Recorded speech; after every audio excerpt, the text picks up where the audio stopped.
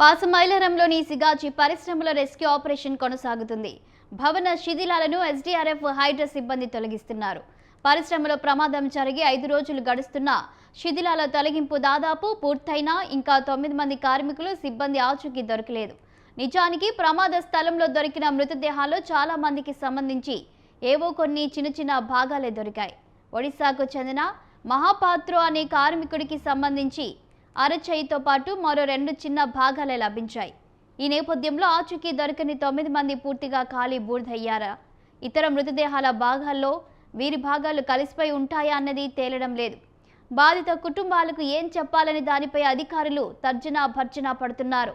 ప్రభుత్వం తీసుకునే నిర్ణయాన్ని బట్టి ప్రకటన చేద్దామని భావిస్తున్నట్టు తెలిసింది.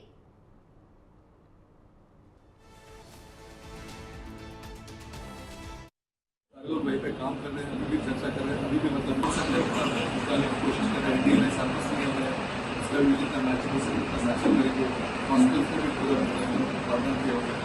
तो हमारी तरफ से एक ही विजिट है कि बहुत दुखी है आपकी तरफ, जबकि आप गिर रहे हैं सब जो फैमिली मेम्बर्स होंगे हम तो बहुत दुखी हैं, लेकिन सरकार जो भी कर सकता है सब पूरी आपकी मदद के लिए पूरे बस यही मैं तेलंगाना सरकार की तरफ से आपको कहने के लिए हमारे मुख्यमंत्री साहब ने जाके मिलकर बात मिले हो, जो भी प्रॉब्लम होगा इश्यू होगा वो सब जो है हमारे कलेक्टर साहब हैं, एसपी साहब हैं, लोकल ऑफिसर से और लोकल यहाँ पे सी ओ के जिला परिषद ऑफिसर से ये लोग आपकी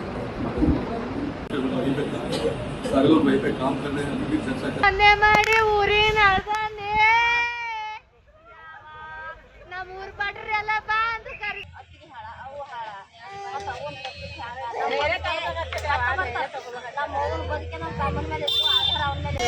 హలో కొంచెం ఇక్కడ హాస్పిటల్ మళ్ళీ చేస్తాను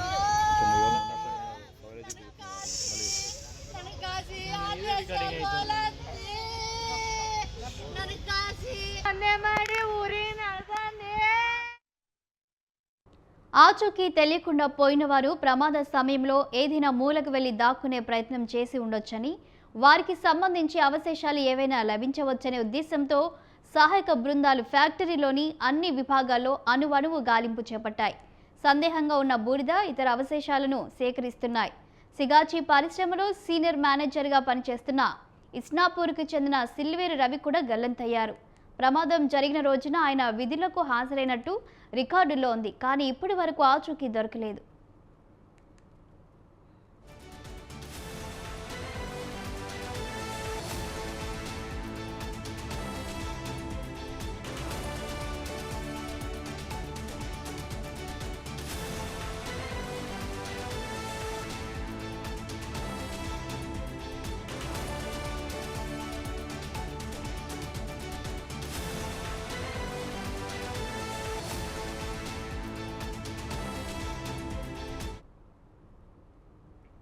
ప్రమాదంలో గాయపడి చికిత్స పొందుతున్న మహారాష్ట్ర కార్మికుడు భీమ్రావ్ నిన్న చనిపోయారు.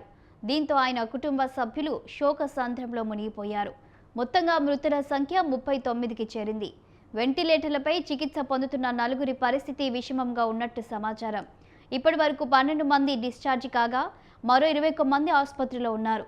గురువారం రాత్రి నుంచి శుక్రవారం సాయంత్రం వరకు 17 మృతదేహాల DNA విశ్లేషణ పూర్తవడంతో కుటుంబ సభ్యులకు అప్పగించారు. శిథిలాల్లో దొరికిన ఈ మృతదేహాల భాగాలను ప్లాస్టిక్ కవర్లలో చుట్టి కాటన్ డబ్బాలో పెట్టి తరలిస్తున్నారు. చాలా వరకు స్థానికంగా శ్మశాన వాటికల్లోనే దహనం చేస్తుండగా మరికొందరు స్వరాష్ట్రాలకు తీసుకెళ్తున్నారు.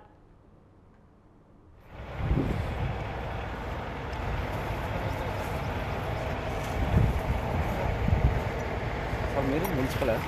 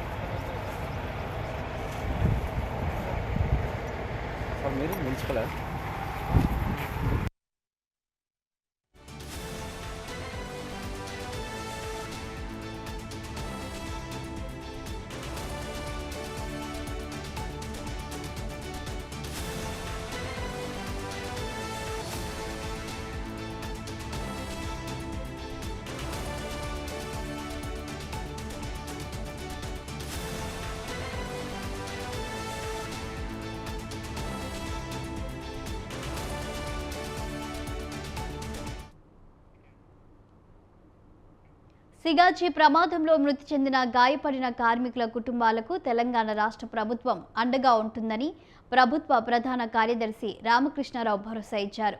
సిఎస్ నేతృత్వంలో ప్రభుత్వం ఏర్పాటు చేసిన ఉన్నత స్థాయి కమిటీ పరిశ్రమను సందర్శించింది. ప్రమాదానికి కారణాలు, భద్రతా ప్రమాణాలు, ఇతర అంశాలపై సమీక్షించింది.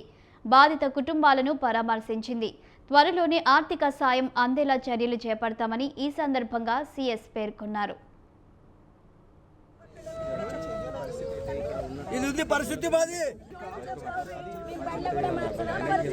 ఏం సార్ ఏంది కొడుకు రుచి ఎట్లా మీరు చెప్తున్నారా? మీరు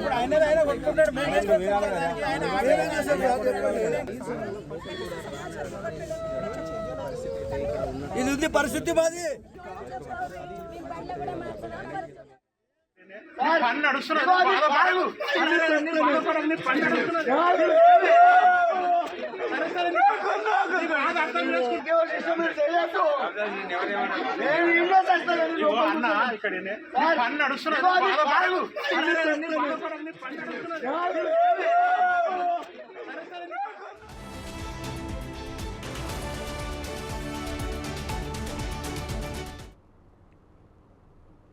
సిగాచి ప్రమాదంలో బీహార్లోని రోహ్తాస్ జిల్లా అవుర్ధా గ్రామానికి చెందిన ముగ్గురు కార్మికులు దిలీప్ కుమార్, దీపక్ కుమార్, నాగపాశ్వర్ మృతి చెందారు. DNA విశ్లేషణతో వారి మృతదేహాలను గుర్తించి కుటుంబ సభ్యులకు అప్పగించారు.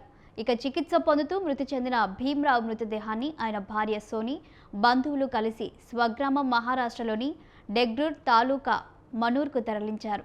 ఒడిశాకు చెందిన ప్రశాంత్ మహాపాత్రోకు సంబంధించి 3 భాగాలను DNA పరీక్షల ఆధారంగా గుర్తించి ఆయన భార్య సోనాలికి అప్పగించారు. కుటుంబ సభ్యుల విజ్ఞప్తి మేరకు అధికారులు ఇస్నాపూర్లోనే అంత్యక్రియలు నిర్వహించారు.